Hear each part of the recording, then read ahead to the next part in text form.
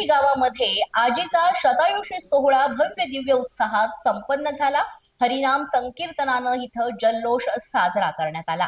हरिनामाच्या गजरात शतायुषी आजीबाईंना गौरव करण्यात आलं आणि यावेळेस ग्रामस्थांची मोठी उपस्थिती होती। जय भवानी युवा तरुण मित्र मंडळ यांच्या उत्तम संकल्पनेतून आणि पुढाकारातून आयोजित करण्यात आलेला शतायुषी आजीचा गौरव सोहळा अत्यंत भव्य दिव्य भक्तिमय वातावरणामध्ये संपन्न झाला। या कार्यक्रमासाठी गावातील सर्व ग्रामस्थ, नोकरदार मंडळी, नातेवाईक यांची विशेष उपस्थिती होती। हरिनाम संकीर्तनाच्या गजरात भजन कीर्तन आणि भक्तिमय वातावरणामध्ये आजींचा हा शतायुषी सोहळा अनोख्या पद्धतीने साजरा करण्यात आला।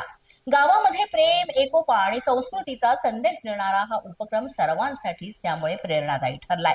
कार्यक्रमामध्ये उपस्थित नागरिकांनी आजीच्या दीर्घायुष्यास शुभेच्छा देत आनंद व्यक्त केलेला आहे।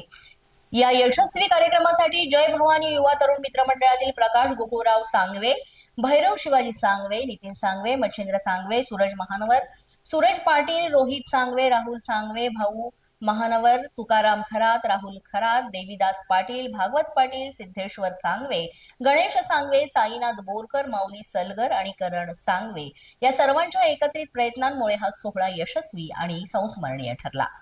या ठिकाणी श्री क्षेत्र ढोकरी येथे जय भवानी तरुण मित्र मंडळ यांनी श्रीमती मंजुळा अक्का खरात यांचा शतायुषी जीवन गौरव सोहळा संपन्न केला। खरोखर हे आगळ्या वेगळ्या प्रकारचा उपक्रम या ठिकाणी या तरुण मित्र मंडळीने राबवलेला आहे। अशाच पद्धतीनं प्रत्येकानं आपली आजी असेल, आपली आई असेल, अशा आईचे असतील किंवा आजीचे असतील असे जीवन गौरव सोहळे ते हयात असताना करावेत। कारण भारतीय संस्कृतीमध्ये हा माता पितर दैवत मानलेलं आहे। त्यामुळं असणारा यांचा जो सोहळा आहे ते हयात असताना व्हावा ही संतांची परंपरा आहे आणि ही आगळ्या वेगळ्या पद्धतीनं ही संस्कृती या मुलांनी जपल्याबद्दल या ठिकाणी त्यांच्याकडून असंच कार्य घडावं हीच पांडुरंगाचरणी प्रार्थना करतो। या ठिकाणी महाराष्ट्रामध्ये पूर्वी वर्ष श्राद्ध असेल, पुण्यतिथी असेल, असे आपले पूर्वज, आजी आजोबा, आई वडील गेल्यानंतर त्यांच्या नावानं उत्सव करण्याची पद्धत होती। परंतु कर्नाटक राज्यामध्ये आई वडील, आजी आजोबा हयात असताना त्यांच्या याच देही याची डोळा ही परंपरा साजरी करण्याचा उत्सव त्यांनी चालू केला।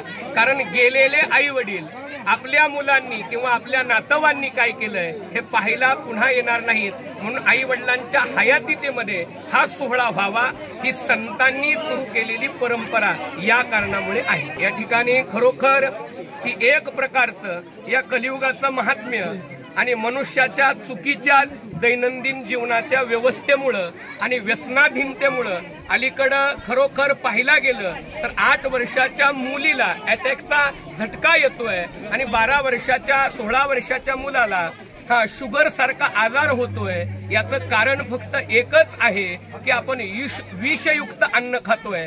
आजीच्या काळामध्ये विषमुक्त अन्न खाल्लं म्हणून त्या शतायुषी झाल्या आणि आपण विषयुक्त अन्न खातोय म्हणून आपलं आयुष्य घटत चाललंय, हे याचं मूळ कारण आहे। या ठिकाणी कीर्तनाच्या माध्यमातूनच नामदेवरायांच्या वचनामध्ये सांगितलं की या ठिकाणी आजीला अकल्प आयुष्य लाभावं, त्यांच्या कुळालाही आयुष्य लाभावं आणि ज्यांनी हा उत्सव या ठिकाणी केला, नातू असतील, पंतू असतील किंवा विविध नात्यांनी आजीच्या संबंधात जोडले गेलेले असतील, त्यांनाही आजीच्या आशीर्वादानं त्या ठिकाणी त्यांच्याही कुळाला आयुष्य वाढावं, सत्संतती बुद्धी या ठिकाणी आणि आयुर आरोग्य धनसंपदा त्यांच्या आशीर्वादानं प्राप्त व्हावी एवढंच या ठिकाणी मी या माध्यमातून बोलेन। या ठिकाणी खरोखर संतांच्या माध्यमातून मी मगाच एक उदाहरण दिलं की WHO जो सिद्धांत आहे की मांसाहारी माणसाच्या तुलनेत शाकाहारी माणसाला कुठेतरी आयुष्य जास्त आहे। म्हणून आम्ही बऱ्याच वेळा हे उदाहरण देत असतो